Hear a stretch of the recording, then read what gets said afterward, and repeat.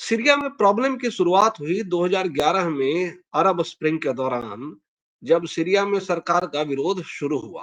और आपको पता है कि जो अरब स्प्रिंग था, ये सोशल मीडिया के द्वारा अमेरिकन डीप स्टेट के द्वारा फैलाया गया एक फेसबुक और ट्विटर के द्वारा एक रेजिम चेंज ऑपरेशंस थे, जिसके थ्रू नैरेटिव को बदल करके एक कोशिश की गई कि जो अमेरिका के सपोर्ट वाली जो सरकारें हैं, उनको इंस्टॉल किया जाए पपेट गवर्नमेंट्स को, और जो सरकारें नेशनलिस्ट हैं और जिनका लाइन ऑफ थॉट जो अमेरिका की बात नहीं मानते हैं या दूसरे खेमे में है, जैसे चाइना या रशिया के खेमे में है या अपना न्यूट्रल स्टांस रखते हैं, तो उनको वहां से हटा दिया जाए। और इसमें वो काफी हद तक कामयाब भी रहे। तो जैसे इजिप्ट में रेजिम चेंज ऑपरेशन हुए, अरब स्प्रिंग हुआ, ऐसे ही सीरिया में हुआ।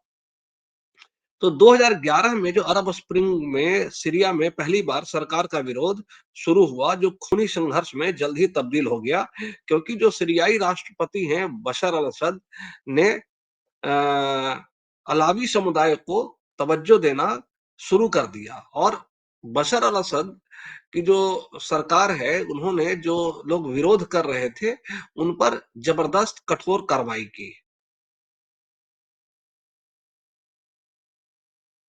अब हुआ ये कि इस गृह युद्ध में सीरियाई सरकार और कई वामपंथी गुट समेत अमेरिका, ईरान, रूस जैसे कई देश शामिल हो गए। इस कारण 5 लाख से भी ज्यादा सीरियाई लोग मारे गए। ये तो एक डेटा है, हालांकि जो एक्चुअल जो मरने वालों की संख्या होगी वो कई गुना ज्यादा होगी, और लाखों लोग बेघर हो गए। रूस ने अब जो है उसको लगा कि जल्द ही अगर नहीं कुछ किया गया, तो फिर अमेरिका और जो वेस्टर्न पावर्स है इस पर अपना इन्फ्लुएंस बढ़ा लेंगी। तो उसने बशर अल असद की मदद करनी शुरू की और गृह युद्ध को पलटने में अहम भूमिका निभाई। रूसी सेना की मदद से ही असद ने अपना शासन एक बार फिर से बरकरार रखा, बल्कि तमाम कोशिशों के बावजूद भी जो है वो अपना नियंत्रण सत्ता से हटने नहीं दिया। लेकिन अब 13 साल बाद यानी 27 नवंबर 2024 को सीरियाई सेना और विद्रोहियों के बीच संघर्ष की एक बार फिर से शुरुआत हुई।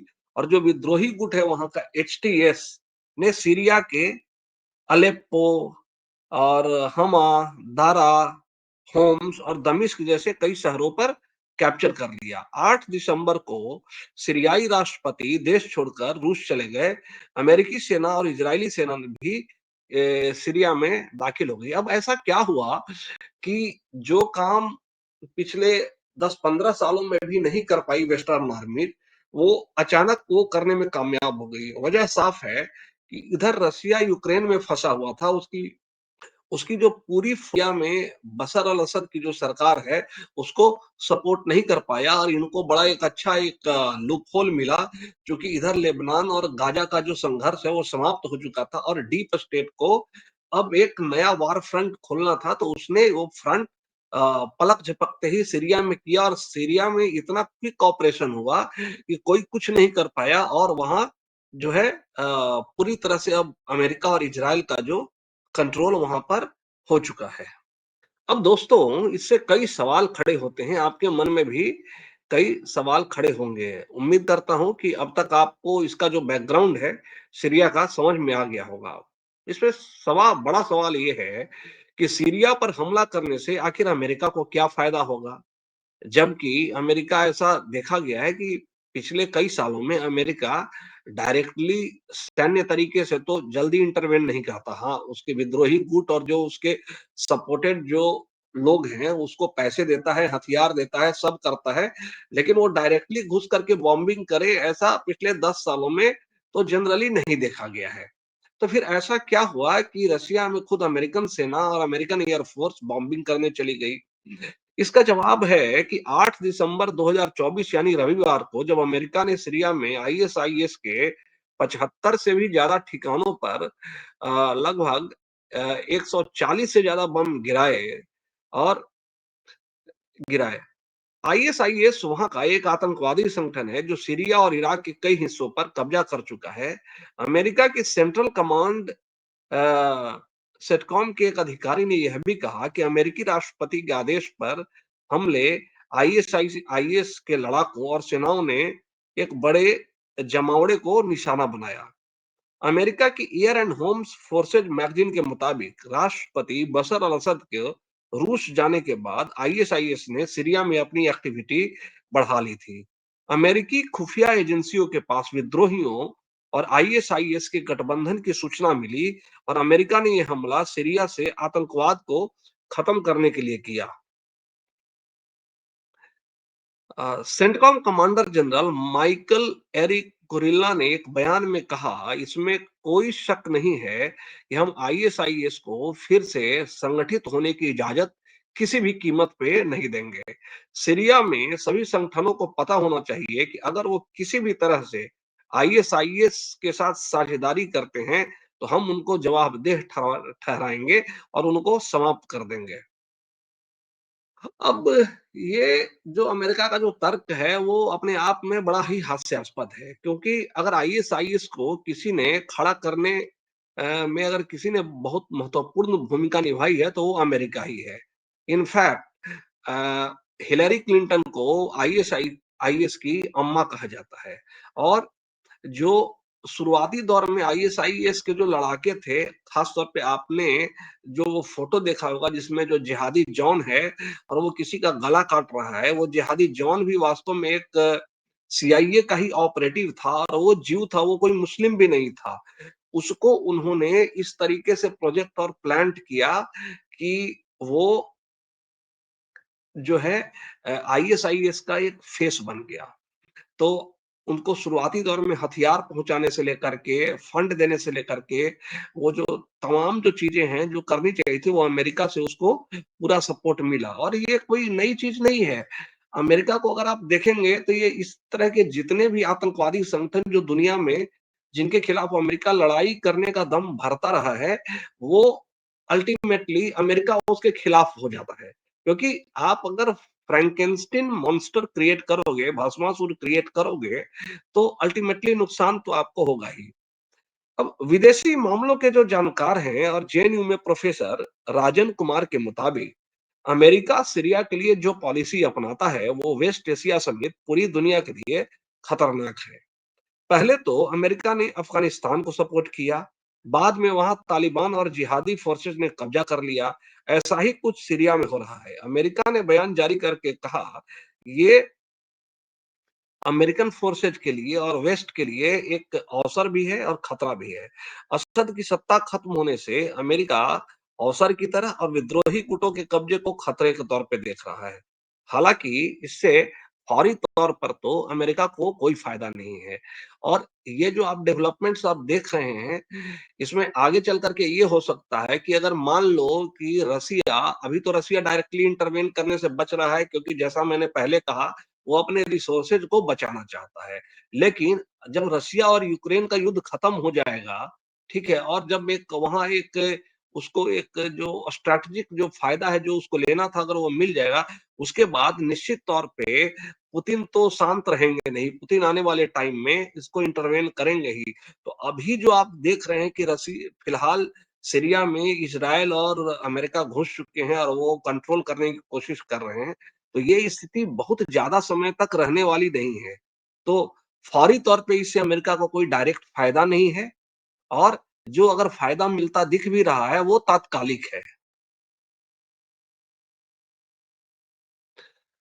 दोस्तों, अब दूसरा सवाल है कि क्या सीरिया के लिए रूस भी मैदान में आएगा? क्या असद को पनाह देने के मायने क्या है?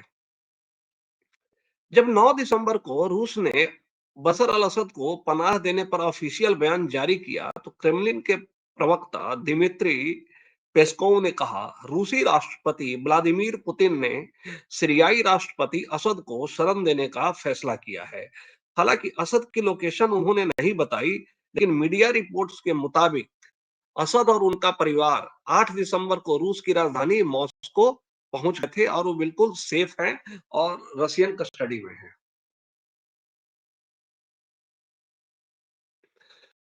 राजन के मुताबिक पॉलिटिकल और स्ट्रैटेजिकल नजरिए से रूस के लिए सीरिया काफी अहम है और ये एकदम आप ये मान के चलिए कि फिलहाल अगर रसिया ठीक है, अगर मिलिट्री के दृष्टिकोण से अगर इंटरवीन नहीं भी कर रहा है, तो भी ये समय ज़्यादा समय तक ये हालात रहने वाले नहीं हैं। सीरिया एक रूस की अपनी नेशनल सिक्योरिटी के लिए इतना अहम है कि वो इस कंट्री को छोड़ ही नहीं सकता। जैसे बांग्लादेश का जो सिचुएशन भारत की सेफ्टी के लिए है कि अगर भारत अगर चाह भी ले, तो भी बांग्लादेश में जो कुछ हो रहा है, उस पर पूरी तरह से आँखें मूंद करके नहीं बैठ सकता। ठीक है, वो डायरेक्टली मिलिट्री तरीके से इंटरवीन नहीं कर रहा है, लेकिन कभी न कभी अगर ऐसी परिस्थिति आएगी, तो ऐसा करने में वो समर्थ होगा, वो करेगा ही करेगा। तो फिलहाल रूस की वही स्थिति है। तो 2015 में जब बशर अल-असद की कुर्सी पर खतरा मंडरा रहा था, तब रूस ने डायरेक्टली सेना भेजकर असद को सपोर्ट किया था और तब रूस ऐसा नहीं करता, तो असद का शासन उसी समय खत्म हो जाता। क्योंकि जो ऑक्सीजन की सप्लाई थी, जो पूरा रसद था, जो हथियार थे, जो फंड थे, जो पूरा सपोर्ट था, वो पुतिन का था। मिडिल ईस्ट मामलों के जानकार और ऑब्जर्वर रिसर्च फाउंडेशन में फेलो कबीर तनीजा मानते हैं, असद को शरण देने में रूस को फिलहाल तो कोई फायदा नहीं है। असद या तो तेहरान जाते या फिर रूस। पुतिन ने भी इसको एक एक तरीके से फिलहाल जो किया है, वो फर्ज अदायगी के तौर पर ही देखा है। दरअसल सीरिया मिडिल ईस्ट का इकलौता देश है जहां रूस का मिलिट्री बेस मौजूद है। अगर ये देश यहां से हट गया, तो रूस की मिडिल ईस्ट से मौजूदगी भी खत्म हो जाएगी।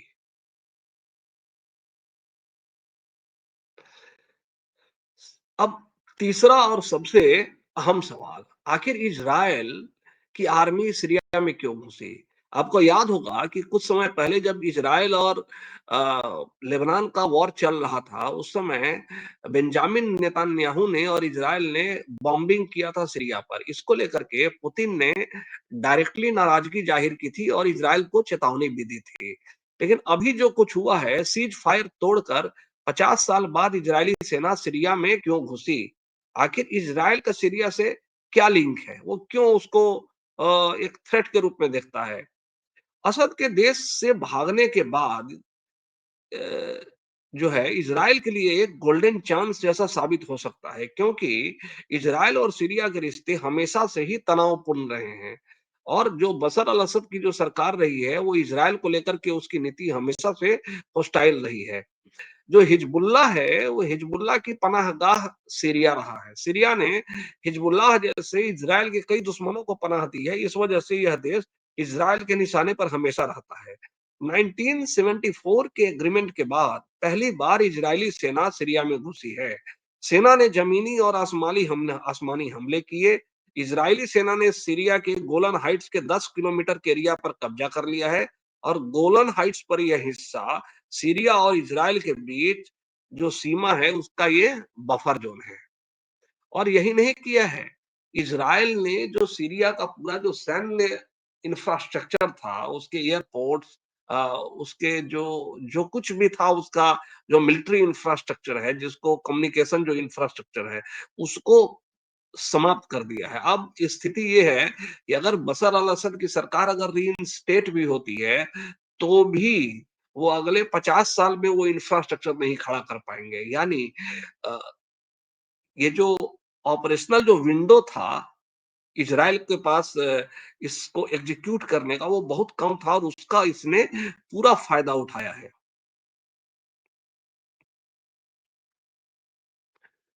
दोस्तों, एक्सपर्ट्स का यह भी मानना है कि इजरायल सीरिया पर कब्जा करने ईरान पर भी दबाव बनाना चाहता है।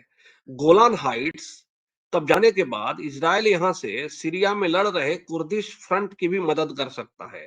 अगर कुर्दिश फ्रंट मजबूत होकर ईरान के खिलाफ लड़ता है, तो ईरान हिजबुल्लाह की मदद नहीं कर पाएगा और उसकी एनर्जी डाइवर्ट हो जाएगी। अब ये जो कुर्दिश लोग हैं, वो एक तो टर्की के खिलाफ लड़ रहे हैं और उधर से ईरान के खिलाफ भी लड़ रहे हैं और जो ईरान है वो इजराइल का दुश्मन है। तो अब इजराइल की पूरी कोशिश होगी कि ये जो कुर्दिश जो आर्मी है उसको सपोर्ट करे, जिससे ईरान ईरान का जो रिसोर्सेज और जो उसका माइंड है उसको डाइवर्ट हो।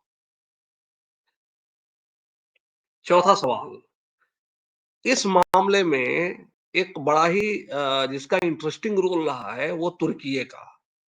वो तुर्की का क्या रोल है? इसका जवाब है, रॉयटर्स रिपोर्ट के मुताबिक 6 महीने पहले विद्रोहियों ने तुर्की को एक बड़े हमले की योजना के बारे में इन्फॉर्म किया था।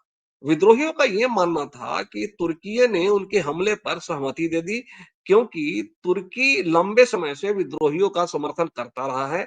हालांकि तुर्की के विदेश मंत्री जो नूह यिल्माज हैं, उन्होंने एक बयान जारी कर इस बात का खंडन किया। उन्होंने कहा कि अंकारा सीरिया के हमले में शामिल नहीं था, किसी भी तरीके से हमले में शामिल नहीं था, और तुर्की इस तरह के हमले के लिए इजाजत भी नहीं दे दे सकता है। मुझे सीरिया में सरकार के पलटने पर वास्तव में चिंता है। तो फॉरेन एक्सपर्ट्स का मानना है कि जो एचटीएस का कमांडर है, अबू मोहम्मद अल जुलानी, ने ही सीरिया में सरकार गिराने की प्लानिंग की थी, क्योंकि जुलानी को अमेरिका, ब्रिटेन और तुर्की समेत कई देश आतंकवादी घोषित कर चुके हैं। तुर्की सीरिया की सरकार का विरोधी जरूर रहा है, लेकिन उसने एचटीएस का कभी भी समर्थन नहीं किया। तुर्की को उम्मीद है कि सीरिया में शांति से शरणार्थियों की वापसी के लिए एक अनुकूल माहौल बनेगा, क्योंकि सीरियन शरणार्थी काफी समय से तुर्की में आ रहे हैं, और तुर्की की चूंकि इकोनॉमी खुद की खराब है, वो चाह रहा है कि इन शरणार्थियों को किसी तरीके से फिर से, अगर वहां स्टेबिलिटी आती है तो उसको वो भेज दे। अब आखिरी सवाल, क्या अन्य देशों के दखल से सीरिया का बंटवारा हो जाएगा? जवाब, सीरिया में जैसे हालात बने हैं दोस्तों, उससे पता चलता है कि इसका बंटवारा होकर के ही रहेगा। कुछ दिनों के बाद अलावी रेबेल ग्रुप्स उभरेंगे, और सीरिया के जो कोस्टल इलाकों में कब्जा करेंगे। इजराइल भी इसमें पीछे नहीं रहेगा, और ऐसे में सीरिया एक एकजुट देश रह पाएगा, इसमें बड़ा संदेह है।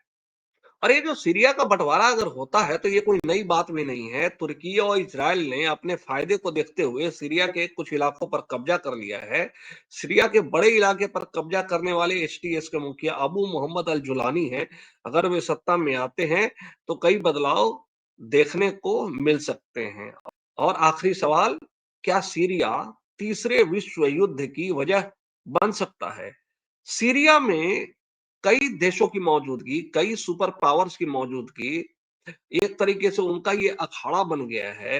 उनकी मौजूदगी और दिलचस्पी तीसरे वर्ल्ड वार की संभावना को अगर डायरेक्टली प्रमोट नहीं करती है, तो उसको बूस्ट तो करती ही है, लेकिन ये फौरन नहीं हो सकता है।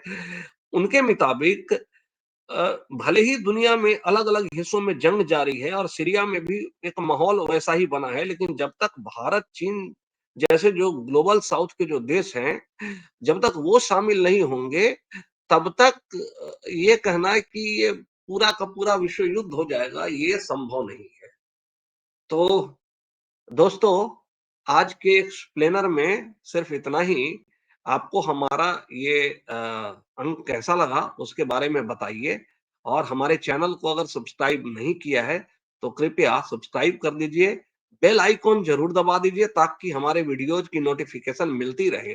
और हाँ, जो भी कमेंट्स करेंगे, और मैं कोस उम्मीद रखता हूँ कि आप इस पर सेंसिबल कमेंट करेंगे, और जो सबसे अच्छा कमेंट होगा, उसको हम ₹100 का कैशबैक देंगे।